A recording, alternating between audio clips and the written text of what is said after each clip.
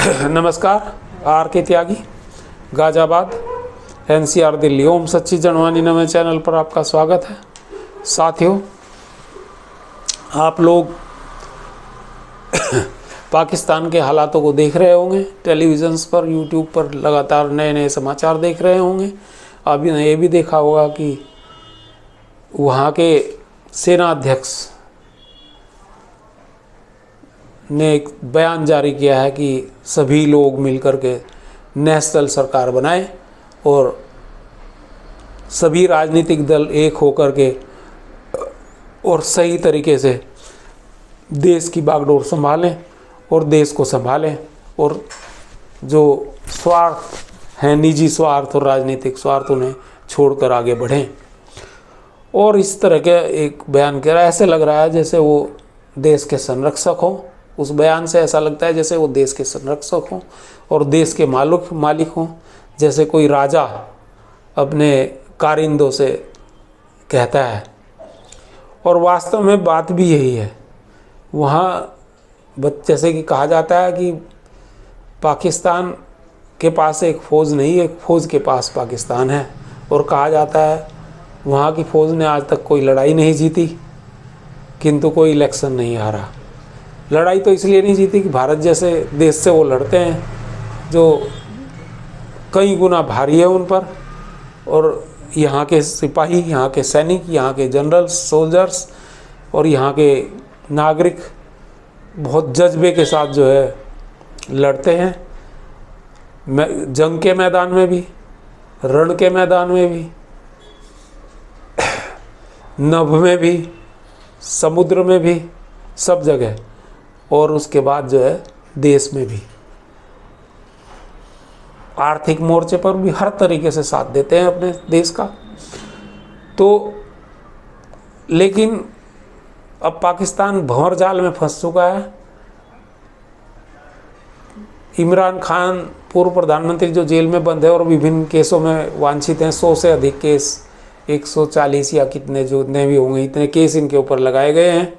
हालांकि एक नई बात बताएं, अभी उन्हें जो है 12 केसेस में, जो 8 मई को हिंसा हुई थी और उनके ऊपर हिंसा के चार्ज लगाए थे, उन्हें 12 केसेस में जमानत मिल गई है। शायद रावलपिंडी कोर्ट से मिली है वो। तो ये एक ख़ास बात है।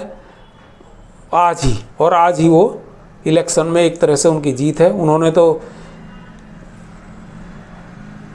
उनकी पार्टी ख़त्म कर दी, इन्होंने बैन कर दिया पार्टी को सेना के इशारे पर, प्रशासन ने, केयरटेकर गवर्नमेंट ने और शहबाज सरकार जो पहले थी उसने।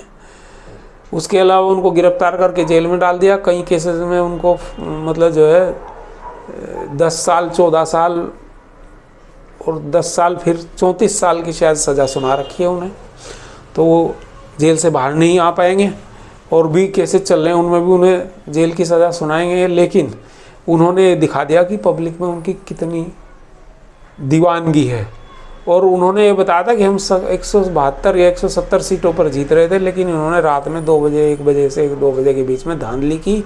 सेना ने घेर लिए काउंटिंग सेंटर और वहाँ पर एक्स्ट्रा बैलेट्स डाले गए, मतपत्र, मोहर लगे हुए, और जो है उनमें उनको जो है बताया। और एक ये भी पीटीआई ने बताया है कि ये श्री नवाज शरीफ जो 2 जगह से लड़ रहे थे वो इलेक्शन, एक जगह से तो वो हार गए पीटीआई के कैंडिडेट से, और दूसरी जगह लाहौर से वो जीते हैं। लेकिन पहले वो ट्रेल कर रहे थे, हार रहे थे, पर अचानक जो है वो वहाँ एक्स्ट्रा वोट वगैरह डाली गई और उन्हें पीछे दिखा दिया, जो उनका विरोधी पीटीआई का समर्थक था, और इनको जिता दिया गया। तो उनका कहना है कि टोटल जितने वोट हैं उससे भी 500-700 वोट जो हैं, टोटल जितने वोट पड़े थे उससे वैध मत 500-700 फालतू हैं, जबकि कुछ कैंसिल भी हुए होंगे वोट।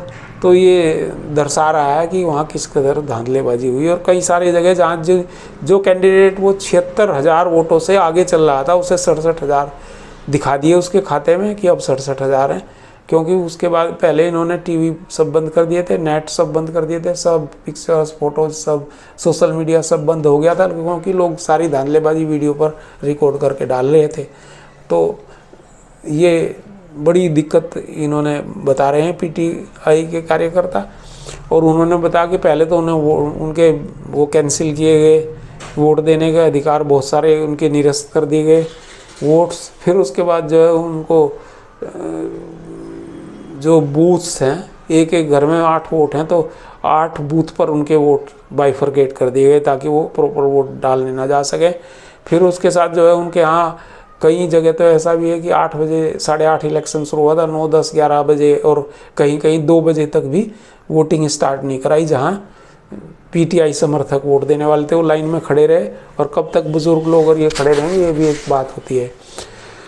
तो इस तरह से उन्हें परेशान किया गया, और फिर बाद में उनकी काउंटिंग में रिजल्ट बदल दिए गए। फिर भी वो 99 सीटों पर जीत करके आए हैं, और उनका कहना है कि हम 172-76 सीटों पर जीत रहे होते, और अगर उनको जेल में ना डाला गया होता, पीटीआई को बैन ना किया हुआ था, उनका सिंबल जो बैट वाला है वो ना छीना गया होता और उनको प्रचार करने जाता, तो कम से कम 200 सीट आती। इससे ऐसा नज़र आ रहा है। पर आज भी वो सबसे बड़ी पार्टी है, जबकि नवाज शरीफ ने बीच में ही, काउंटिंग के बीच में ही कह दिया कि हम सबसे बड़ी पार्टी हैं। लेकिन शहबाज शरीफ को उन्होंने अधिकृत किया और उन्होंने सभी पार्टियों से बात की, और बिलावल भुट्टो, बेनज़ीर भुट्टो के पुत्र और आसिफ जरदारी के पुत्र से बात की, आसिफ जरदारी से बात की और भी लोगों से बात की, और उन्होंने गवर्नमेंट बनाने का फैसला कर लिया है। और उन्होंने निर्दलीय जो नवाज शरीफ, जो इमरान खान पूर्व प्रधानमंत्री के समर्थक हैं, उनको भी सेना जो है ज़बरदस्ती धमका करके और उनको डरा करके और उनको ललचा करके हर तरह से साम दाम दंड भेद इनके पक्ष में करेगी, और नवाज शरीफ या तो बनेंगे प्रधानमंत्री या शहबाज शरीफ। और ये एक, अगर होती क्लियर मेजोरिटी नवाज शरीफ की तो नवाज शरीफ बनते, पर शायद अब ना बने। हो बिलावल भुट्टो के हालांकि 53 ही सीट हैं और इनकी 71 हैं PMLN की, लेकिन फिर भी शायद ये बिलावल भुट्टो भी प्रधानमंत्री बन सकते हैं, ऐसी खबरें आ रही हैं।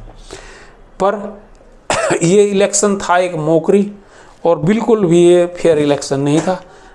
फेयर इलेक्शन भारत में होते हैं, और अगर इन्हें कभी फेयर इलेक्शन कराने हों तो रिक्वेस्ट करें भारत से, और इलेक्शन कमीशन वहाँ भी फेयर करा के दिखा देगा। भारत तो कई जगह इलेक्शन कराता है, बांग्लादेश में भी भारत का दखल रहता है इलेक्शंस में, और भारत के पास इलेक्शन मशीनरी दुनिया की सबसे बड़ी इलेक्शन मशीनरी है। अमेरिका में भी वैसी मशीनरी नहीं है, वहाँ भी जो है 2 महीने तक इलेक्शन होते हैं, ऑनलाइन वगैरह पता नहीं कैसे कैसे, और भारत में 10-15 दिन में इलेक्शन इतने बड़े देश के अंदर इतनी बड़ी आबादी में करा दिए जाते हैं, और हर आदमी को वोट देने का अधिकार होता है। जो वोट नहीं देते सिर्फ अपने आप ही आलस में नहीं देते, वरना भारत में हर आदमी को चांस मिलता है। ये है इलेक्शन की, ये इसे कहते हैं रामराज। भारत में रामराज के एक रास्ता खुला है, अब रामराज ही आएगा भारत में। नमस्कार साथियों, जय सनातन समाज संस्कृति, भारत माता की जय, वंदे मातरम, जय भारत, ओम नमः शिवाय। आर के त्यागी, गाजियाबाद। Thank you.